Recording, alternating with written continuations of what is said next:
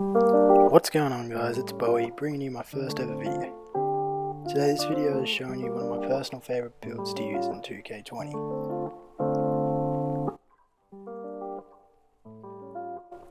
So this build is a sharpshooting facilitator and I put him at small forward position.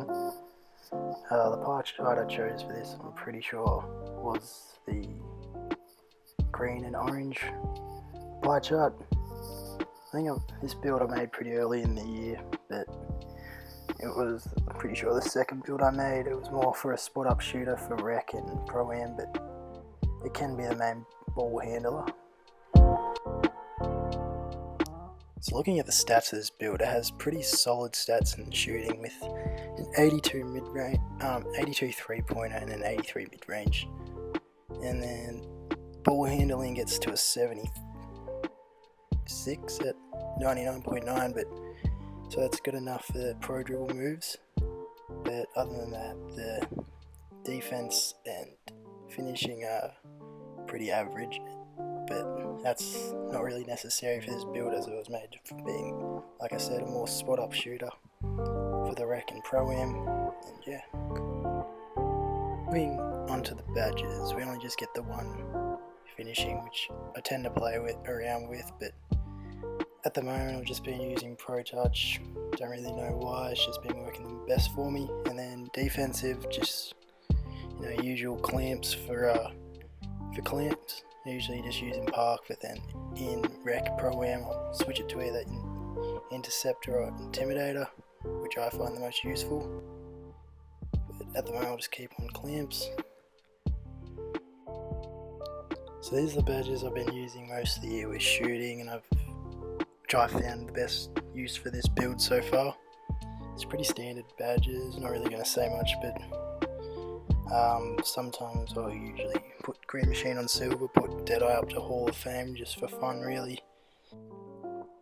So Hot Zone Hunter, Range Extender and Quick Draw, always keep them on Hall of Fame because I find them the most crucial for a shooting build. But other than that, I might just put deep fades on gold because of that high post fade I do have, which is about 88, I'm pretty sure it gets to at the moment. That's what it's sitting on. And then even maybe chuck on difficult shots on silver or gold, or even take catch and shoot off, put difficult shots on gold and just volume shooter. Other than that, nothing really changes, but these are the badges I've been running with most of the year. So moving on to playmaking badges, nothing too exciting about these. I think these are obviously probably the best badges for playmaking, always having tight handles, quick first step, handles for days and unblockable, but I like having timer on gold just to get my teammates involved and get those assists up, but other than that these really just stay the same. Anyway, let's get into some gameplay and I'll show you what this build can do. Make sure you drop a like and leave a sub.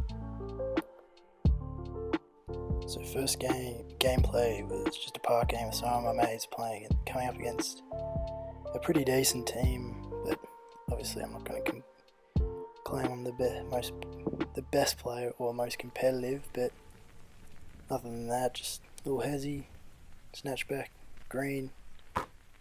In this game I did have my meter on. This is earlier in the year when I didn't think of taking your meter off would have such a big difference. Other than that, it was a nice ball fake, snatchback green.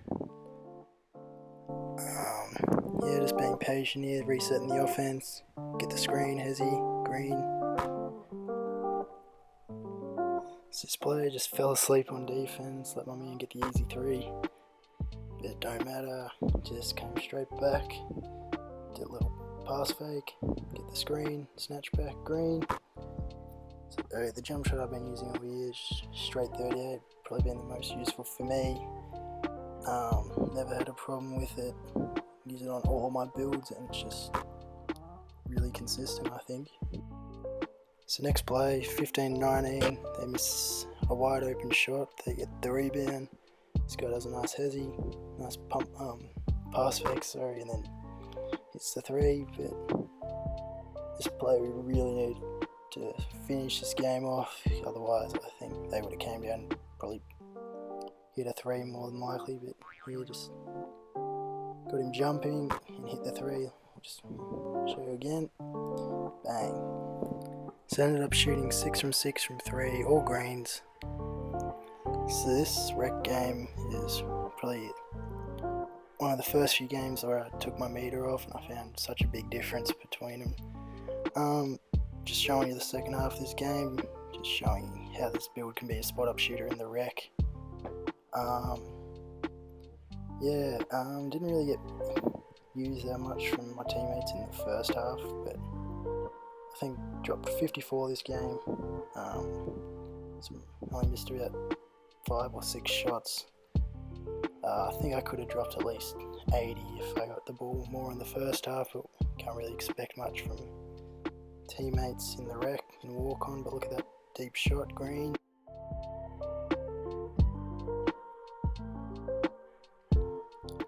So this build, I'd probably compare it to more like a Klay Thompson with how it can spot up shoot, but still can create its own shot, or even like a Carmelo Anthony because of his shooting ability. But yeah, as you can see, his teammates started to use me more in this game,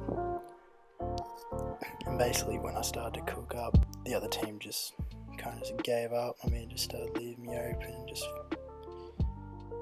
I don't blame him because I was just getting wide open, but look at that nice little alley-oop. That's why.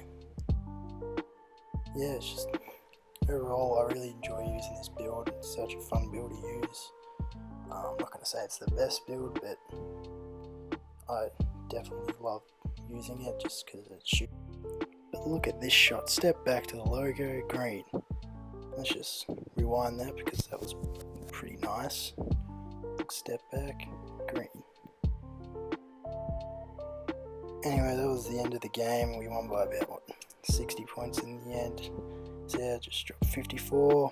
So what did I shoot? 19 from 23, which is pretty solid. 16 from 19 from 3. And that's going to wrap this video. Thanks for tuning in, guys. Drop a sub and leave a like if you could. That'd be awesome. And catch you guys in the next one.